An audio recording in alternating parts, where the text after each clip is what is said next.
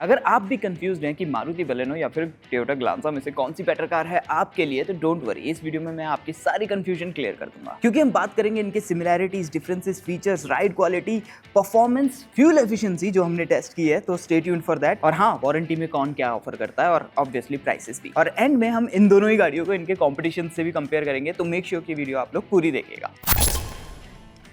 क्योंकि Glanza actually Baleno ही है, लेकिन बैज इंजीनियरिंग के साथ, और इसलिए ये बेटर होगा कि हम इनमें जो डिफरेंसेस है उनसे स्टार्ट करते हैं। तो सबसे पहला डिफरेंस है इसके एक्सटीरियर में। बलेनो में आपको नेक्स्टर एलईडी डीआरएल्स मिलते हैं, वो 3 इंडिविजुअल डीआरएल। ग्लांजा में आपको एक एलईडी डीआरएल की स्ट्रिप मिलती है। इन दोनों के फ्रंट बम्पर्स भी बहुत ज्यादा डिफरेंट है। ग्लांजा आपको ज्यादा स्पोर्टियर लुक देती है। साइड प्रोफाइल में ये दोनों सेम है, लेकिन आपको जो डिफरेंस मिलेगा वो एलॉय रिम्स में मिलेगा। मुझे पर्सनली ग्लांजा के एलॉय रिम्स थोड़े ज़्यादा अच्छे लगते हैं। Do let me know in the comment section आपको कौन से ज़्यादा अच्छे लगते हैं। और रियर प्रोफाइल, वेल, वो दोनों की ऑलमोस्ट सेम ही है। थोड़ा बहुत डिफरेंस जो है आपको टेल लैंप में मिलेगा, और वो ही वहाँ पे एक डिफरेंशिएटिंग फैक्टर है। डायमेंशन वाइज दोनों की ही लेंथ 4 मीटर्स के अंदर है, और विड्थ और हाइट दोनों की बिल्कुल सेम है। और अब बात करते हैं इन दोनों के प्राइसेस की। तो बलेनो के एक्स-शोरूम प्राइसेस शुरू होते हैं 6,66,000 रुपीज तक for the sigma base variant, और जाते हैं 9,83,000 रुपीज तक for the alpha AMT top variant. और वहीं ग्लांजा के बेस वेरियंट यानी कि ई वेरियंट के प्राइसेस शुरू होते हैं 6,86,000 रुपीज से, और जाते हैं ऑलमोस्ट 10 लाख रुपए तक फॉर द बी वेरियंट। इसका मतलब ग्लांजा कहीं ना कहीं 16 से लेकर 40,000 रुपए महंगी है बलेनो से, डिपेंडिंग ऑन द वेरियंट जो आप चूज करते हो। और अब आइए बात करते हैं बलेनो और ग्लांजा के इंटीरियर की और इनमें मिलने वाले फीचर्स की, और शुरुआत करते हैं कि इनमें क्या डिफरेंसेस हैं। देखिए, दोनों का जो लेआउट है डैशबोर्ड का वो बिल्कुल सेम है, लेकिन जो सबसे बड़ा डिफरेंस है वो है इनके कलर स्कीम का। तो बलेनो में आपको ड्यूल टोन में डार्क थीम मिलती है, वहीं ग्लांजा में भी जो आपकी कलर थीम है वो ड्यूल टोन है, लेकिन क्योंकि उन्होंने लाइट कलर्स का यूज किया है उसकी वजह से कैबिन थोड़ा सा ज्यादा एयरी भी लगता है, प्रीमियम भी लगता है। और इन डिफरेंसेस के अलावा जो इनमें मिलने वाले फीचर्स हो गए, टेक हो गया, वो बिल्कुल सेम है। तो आपको floating type 9 inch touch screen infotainment system मिलता है, एनालॉग डायल्स मिलते हैं, छोटी सी MID मिलती है, स्टीयरिंग में आपको टिल्ट एंड टेलीस्कोपिक एडजस्टमेंट मिलती है, सीट की हाइट आप एडजस्ट कर सकते हो। लेकिन जो सीट्स है ना वो थोड़ी सी सॉफ्टर साइड पे है, जो एक्चुअली आपके ऑफिस रन और डेली कम्यूट्स के लिए काफी कंफर्टेबल है। लेकिन जब आप लॉन्गर जर्नीज इन गाड़ियों में करोगे तो आपको ये इतनी सपोर्टिव नहीं लगेगी, बेसिकली इतनी कंफर्टेबल नहीं रहेगी लॉन्ग जर्नीज के लिए। बाकी आपको फुली ऑटोमेटिक क्लाइमेट कंट्रोल मिलता है, सेंट्रल आर्मरेस्ट मिलता है, और सामान रखने के लिए डिसेंट स्टोरेज स्पेस मिलता है। और हाँ, दो काफी अच्छे फीचर्स मिलते हैं टॉप वेरिएंट में, एक तो 360 डिग्री कैमरा और heads up display, and along side that top variant में आपको टिंटेड विंडोज भी मिलती है जो कि UV रेस को कट करती है। अब अगर हम बात करें इनके सेकंड रो सीट की, तो वो काफी कंफर्टेबल है, काफी अच्छा खासा स्पेस आपको वहाँ पे मिलता है, लेग रूम वहाँ पे आपके लिए काफी अच्छा है, अंडर थाई सपोर्ट आपको डिसेंट मिलता है, हेडरूम भी आपके लिए वहाँ पे डिसेंट है। और सबसे अच्छी बात यह है कि सेकंड रो सीट में 3 लोग बड़े आराम से एडजस्ट कर सकते हैं। हालांकि सेकंड रो सीट में आपको आर्म रेस्ट नहीं मिलता, लेकिन आपको रियर AC वेंट मिलते हैं अपने लिए, और 2 USB पोर्ट भी मिलते हैं अपने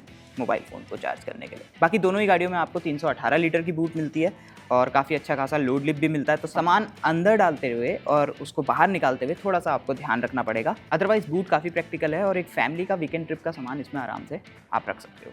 विद दिस क्लियर, अब बात करते हैं इनमें मिलने वाले पावर ट्रेन की। तो दोनों में ही बेसिकली आपको एक ही इंजन का ऑप्शन मिलता है, जो है 1.2 litre naturally aspirated 4 cylinder petrol engine, जो डेवलप करता है लगभग 90 horse power and 113 newton metres of torque, यानी कि पुलिंग पावर। दोनों के ही साथ आपको या तो 5 स्पीड मैनुअल या फिर 5 स्पीड AMT का ऑप्शन मिलता है, और दोनों ही गाड़ियों को आप CNG के साथ भी खरीद सकते हो। बस एक ही चीज है कि CNG आपको सिर्फ मैनुअल ट्रांसमिशन के साथ ही मिलेगी, और वो भी आपको सिर्फ मिड वेरिएंट्स में मिलती है। अब जो ये इनका 1.2 लीटर पेट्रोल इंजन है, ये आपको डिसेंट पावर देता है, तो आप सिटी में कभी भी ऐसे अंडर पावर फील नहीं करोगे दोनों ही गाड़ियों में, और दोनों ही आपको सिटी में काफी पेपी फील होंगी। लेकिन जैसे जैसे आप अपना पेस बिल्डअप करते हो और हाईवे स्पीड्स पे पहुंचते हो, हायर स्पीड्स पे, एक्सप्रेसवे स्पीड्स पे, तो वहां पे आपको ये फील होगा कि ये इंजन थोड़ा सा हायर रेव करता है, और जब आप इनके साथ ओवरटेकिंग मैन्यूवर्स करोगे तब भी आपको कहीं ना कहीं इनको 4000 RPM तक रेव करना पड़ेगा। जो 5 स्पीड मैनुअल ट्रांसमिशन है उसमें आपको हाइड्रोलिक असिस्टेड क्लच मिलता है, और जो उसके गियर शिफ्ट्स हैं they are one of the best in the industry right now. On the other side जो आपको 5 स्पीड AMT मिलता है वो भी one of the best in the industry है, लेकिन कभी कभार ऐसा होगा कि आपको फर्स्ट टू सेकंड और सेकंड टू थर्ड में AMT गियर बॉक्स में थोड़े से जर्क्स फील होंगे, और इसका जो रिस्पॉन्स है ना वो लेट्स बी ऑनेस्ट इतना ज़्यादा क्विक नहीं है। मारुति ने इनको ट्यून किया है for the interest of fuel efficiency, तो ये आपको बहुत जल्दी जल्दी अपशिफ्ट करते हैं, और जब आप ओवरटेकिंग मैन्यूवर करने के लिए या कभी आपका फन वे में ड्राइव करने का मन है और आप थोड़ा सा एग्रेसिवली एक्सेलरेट करते हो, तो वहाँ पे भी आपको इतना मज़ा नहीं आएगा। इवन तो AMT में आपको मैनुअल मोड भी मिलता है, लेकिन वहाँ पे भी जो रिस्पॉन्स है ना वो इतना खास अच्छा नहीं है। अच्छा, हमने इनका एक्सेलरेशन टेस्ट भी किया था AMT गियरबॉक्स के साथ, तो 0 to 100 तक ये 15 सेकंड के अंदर एक्सेलरेट हो सकती है। वहीं जो इनकी किकडाउन परफॉर्मेंस है वो भी काफी डिसेंट है, मतलब कि 20 to 80 आप अंडर 9 सेकंड्स कर सकते हो, 40 to 100 भी आप 12 सेकंड्स के अंदर कर सकते हो। तो क्लेम ये है कि AMT गियरबॉक्स के साथ ये इंजन आपको कहीं ना कहीं 22.94 किलोमीटर पर लीटर तक की फ्यूल एफिशिएंसी दे सकता है। लेकिन हमारे फ्यूल इकोनॉमी रन में सिटी में ग्लांजा ने हमें फ्यूल एफिशिएंसी दी थी 11.86 किलोमीटर पर लीटर की, वहीं हाईवे पे दी थी 17.21 kpl की, जिसका मतलब कंबाइंड फ्यूल इकोनॉमी बनती है 14.54 किलोमीटर पर लीटर तक की। और मैनुअल ट्रांसमिशन के साथ भी हमने फ्यूल इकोनॉमी रन किया था, जिनके रिजल्ट्स आपको अपनी स्क्रीन पे दिख ही रहे होंगे। हाउएवर यहाँ पे एक पॉइंट ये भी मेंशन करना चाहूंगा कि ये फ्यूल इकोनॉमी रन मुंबई में हुए हैं, और मुंबई का ट्रैफिक तो हम सभी जानते हैं कि वन ऑफ द वर्स्ट है कंट्री में। तो अगर आपकी सिटी में थोड़ा स्मूदर ट्रैफिक रहता है तो आपको थोड़ी बेटर फ्यूल एफिशिएंसी मिल सकती है। अब इनके फ्यूल एफिशिएंसी रन से हमें क्या पता चलता है, ये कि अगर आपका सिटी में रन ज़्यादा है तो आपके पास दो ऑप्शन है, या तो आप अपने सिटी रन को थोड़ा सा एफर्टलेस कर लो, थोड़ा ज़्यादा पैसा देके AMT चूज़ करके, और उसके बाद आप फ्यूल एफिशिएंसी के साथ भी थोड़ा सा कॉम्प्रोमाइज़ करो, या फिर आप मैनुअल ट्रांसमिशन चूज़ कर सकते हो, जो कि एक तो ज़्यादा एंगेजिंग है, दूसरा ज़्यादा फ्यूल एफिशिएंट है, तीसरा आपकी पॉकेट पे भी कम लोड डालेगा। नाउ आई नो कि ये ग्लांजा की फ्यूल इकोनॉमी फिगर्स हैं, लेकिन जैसा मैं ऑलरेडी बता चुका हूँ कि दोनों सेम ही पावर ट्रेन्स यूज़ करती है, तो आप ये मान के चलिए कि बलेनो में भी आपको सिमिलर फ्यूल एफिशिएंसी मिलेगी, बस 19-20 का फर्क हो सकता है। अब अगर आप लोग ये सोच रहे हो कि इनकी राइड कैसी है, तो इन शॉर्ट काफ़ी कंफर्टेबल। देखिए, सिटी के रफ पैचेस, पॉट हॉल्स और स्पीड ब्रेकर्स के लिए ये अपने सेगमेंट में one of the best car है। वहीं जब आप अपना थोड़ा सा पेस बढ़ाते हो तो वहाँ भी इसकी राइड क्वालिटी काफ़ी अच्छी रहती है, लेकिन जब आप एक्सप्रेसवे या हाईवे स्पीड पे पहुँचते हो ना, ये आपको थोड़ी सी बाउंसी फील हो सकती है, वो भी थोड़ा सा रियर एंड पे ज़्यादा फील होता है। तो अगर आप लॉन्गर जर्नीज करते हो तो शायद ये चीज़ आप लोगों को ध्यान में रखनी होगी। मूविंग ऑन, अगर स्टीयरिंग की बात करें तो स्टीयरिंग बहुत ज़्यादा शार्प नहीं है,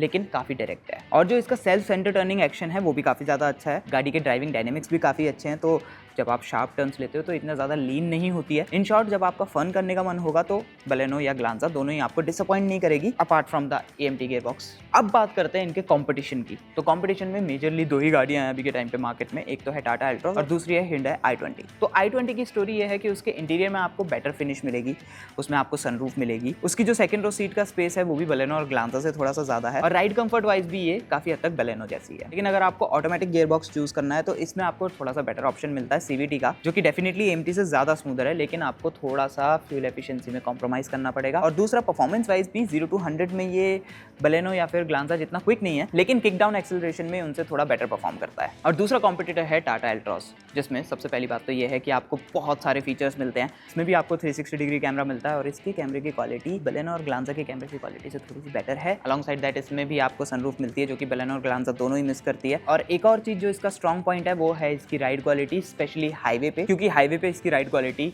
अपने सेगमेंट में वन ऑफ द बेस्ट है। ड्राइविंग डायनेमिक्स में भी ये आपको किसी तरह से डिसअपॉइंट नहीं करती। लेकिन एक चीज जिसको आप वीक पॉइंट कह सकते हो टाटा एल्ट्रॉस का, वो है इसका 1.2 लीटर 3 सिलेंडर इंजन, जो परफॉर्मेंस वाइज बलेनो और ग्लांजा से लगभग 2 सेकंड स्लोअर है 0 to 100 करने में, और इसकी किक डाउन एक्सेलरेशन भी कंपैरिजन में इतनी खास अच्छी नहीं है। एंड गेस व्हाट, ये जो परफॉर्मेंस फिगर्स है ना, ये DCA गियरबॉक्स के साथ है। और अब लास्टली बात करते हैं कि बलेनो या फिर ग्लांजा, इन दोनों में से आपको कौन सी लेनी चाहिए। देखिए, ये तो मैंने आपको एक्सप्लेन भी कर दिया, डिफाइन भी कर दिया कि ये दोनों ऑलमोस्ट सेम ही हैं, बस बैज इंजीनियरिंग है दोनों के बीच में। लेकिन ग्लांजा का जो इंटीरियर है वो थोड़ा ज़्यादा बेटर लगता है, थोड़ा ज़्यादा प्रीमियम फील होता है। और सेकंडली, जैसा मैं ऑलरेडी एक्सप्लेन कर चुका हूँ कि इसका जो फ्रंट फेशिया है वो थोड़ा सा ज़्यादा स्पोर्टी लगता है, तो हो सकता है वो काफ़ी लोगों को ज़्यादा अट्रैक्ट करे। लेकिन देन, जैसा मैंने ऑलरेडी एक्सप्लेन किया था प्राइसेस में, कि ग्लांजा के लिए आपको 16 से 40 हज़ार रुपये एक्स्ट्रा पे करने पड़ते हैं। नाउ, पहले ये काफ़ी अच्छी डील थी, क्योंकि ग्लांजा में आपको 3 साल और 1 लाख किलोमीटर्स की वारंटी मिलती थी स्टैंडर्ड, जहाँ पे आपको बलेनो में कम मिलती थी 2 साल की वारंटी। लेकिन अब मारुति ने चीज़ें बदल दी हैं, तो अब आपको बलेनो में भी 3 साल और 1 लाख किलोमीटर्स की वारंटी मिल रही है। तो वो वाला जो एक USP था वो अब ग्लांजा के पास नहीं है। बाकी रही बात एक्सटेंडेड वारंटी की, तो ग्लांजा में आप 2 साल एक्स्ट्रा एक्सटेंड करवा सकते हो, टोटल 5 साल के लिए और 2,20,000 किलोमीटर्स के लिए। वहीं मारुति में आप 3 साल एक्स्ट्रा एक्सटेंड करवा सकते हो, अप टू 6 ईयर्स,